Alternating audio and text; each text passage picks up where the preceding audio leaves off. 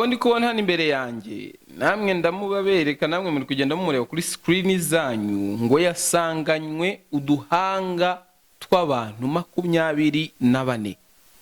Of course abo bantu barishwe, ariko ntago ari mu Rwanda, ni mu gihugu cya Uganda. Reka tugaruke kuri iyi nkuru. Reka nizere ko meze neza, uri mu bice bitandukanye ubana natwe mu makuru n'ibiganiro byacu bya buri munsi. Uyu ni umurongo wa YouTube channel wahisemo uzajya kugezaho amakuru yizewe kandi azira impuha. Mu makuru ari mu binyamakuru bitandukanye, byinshi biri kugaruka ku mugabo muri Uganda. Polisi yasanganye uduhanga 24. Uganda, umugabo yasanganye uduhanga tw'abantu 24 bikekwa ko atambamo abantu. Ibintu bita ibitambo, murabizi. Hari abantu bajya bavuga ngo umuntu baramutambye bamujyanye kuzimu, hari abo bavuga ngo bamutambye ari muzima wenda ukabona hari ukuntu tameze neza, bakavuga turi baramutambye, hari nabicwa bijya kumera nk'ibi. Reka tubigarukeho. Polisi ya Uganda yatangaje ko yataye muri yombi umugabo witwa Dadamilali Godfrey kubera kumufatana uduhanga tw'abantu 24 bikekwa ko adukoresha mu migenzo yo gutamba abantu, ibintu agomba guhanirwa n'amategeko nk'uko polisi yabitangaje. Suduhanga gusa tw'abantu yafatanywe, ahubwo ahantu akorera imigenzo gakondo mu nkengero z'umurwa mukuru wa Kampala hasanzwe n'ibisigazwa by'inyamaswa n'impu. Ni mu gihe polisi ikomeje gushakisha ibindi bice by'abantu byaba biri mu nzu ya Godfrey akoreramo imigenzo gakondo. Umuvugizi wa polisi Patrick Onyango yavuze ko Godfrey agomba gushyikirizwa urukiko mu gihe ahamwe cyangwa mu gihe yahamwa n'icyaha cyo gutamba abantu, agahanishwa igifungo cya burundu hashingiwe ku mategeko agenga kwirinda no gukumira ibikorwa byo gutamba abantu.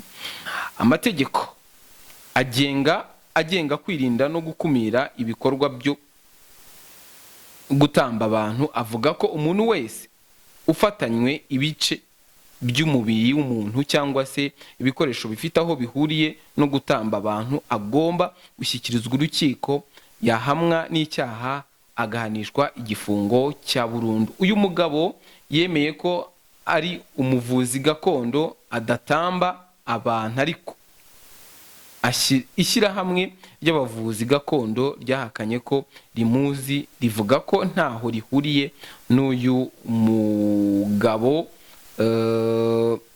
N'icyaha rero uyu mugabo azahanishwa igihano cyo gufungwa burundu igihe azaba hamwe n'ibi byaha.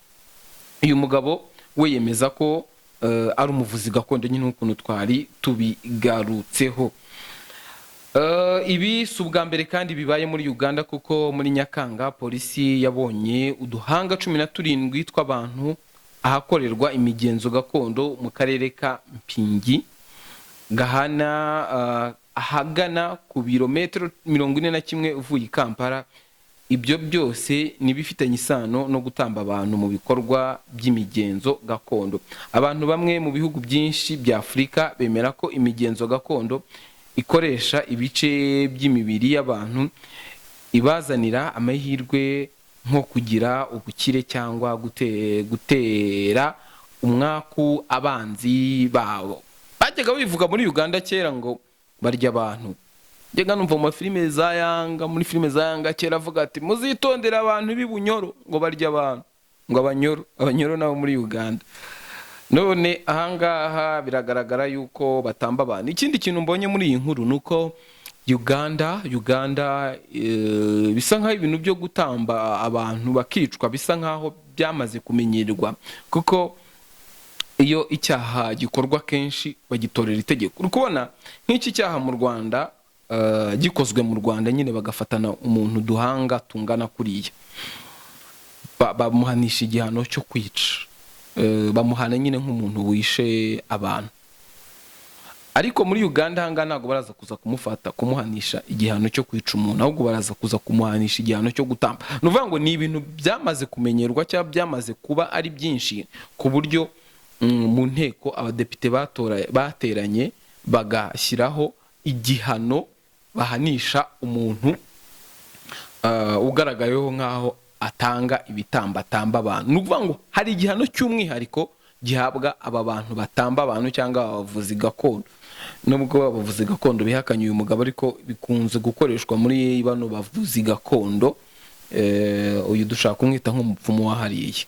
Ni ukuvuga ngo rero ku kigendanye no gutamba abantu muri Uganda babihana bihanukiriye, hari ukuntu baguhana by'umwihariko, kuko usibye no kuba wafatanwa ibice by'umuntu no gufatanwa ibindi bikoresho bikekwa yuko byifashishwa utamba abantu, nabwo baraguhana. Kandi urumva n'igihano cya burundu, ni ibintu biri ku yindi levels.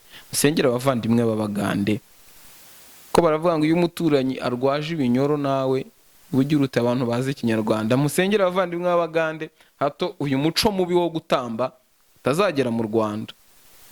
Yagiye n'umuntu yatega bisi akajya gushaka, dore abantu muri iyi minsi bakunda ubukire, akajya muri Uganda guhiga ahantu bamufasha gutamba, gatamba mwene wabo da. Ngayo nguko, reka nkushimire rero wowe wanye natwe makuru n'ibiganiro byacu bya buri munsi. Namakuru abagezweho tuba turi kugenda tugaruka hirya no hino. Reka tubatunganyirize n'ayandi makuru atugezeho.